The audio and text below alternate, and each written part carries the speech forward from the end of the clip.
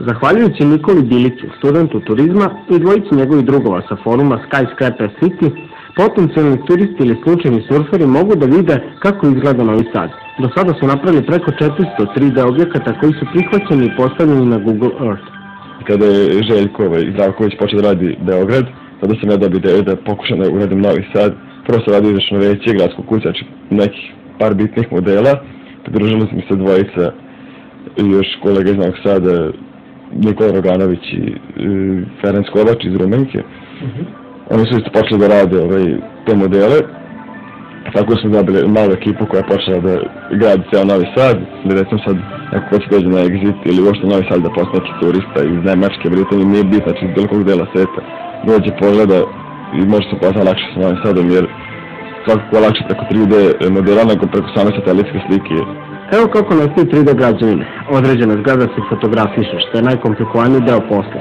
Zatim se u Google-ovom programu SketchUp pravi 3D objekat vernog oblika i položaja u odnosu na satelitski snimak, lepe se fotografije i dorađuju detalje.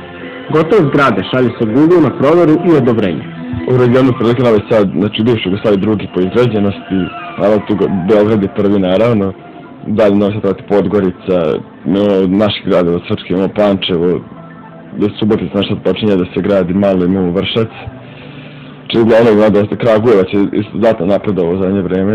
Sad u Hrvatske gradove počinje Zagreb da se radi, Split, znači svi veći gradovi u regionu. Sve je do sada urađeno volonterski, iako je opšta polza u pitanju. Nije ih kontaktirao niko iz grada, ni iz turističke organizacije. Uz podršku radovi bi verovatno išli brže i organizovanije, kao što je slučaj u Beogradu. Velike evropske metropole, poput Budimpešta i Praga, plaćaju Google timu da za njih filmuju mape. Nekoliko meseci po proceni Bilića bit će potrebno da se završi većina posla, ali uvek ostaju detalji za doradu. Mogućnosti za samopromociju su bezgranične.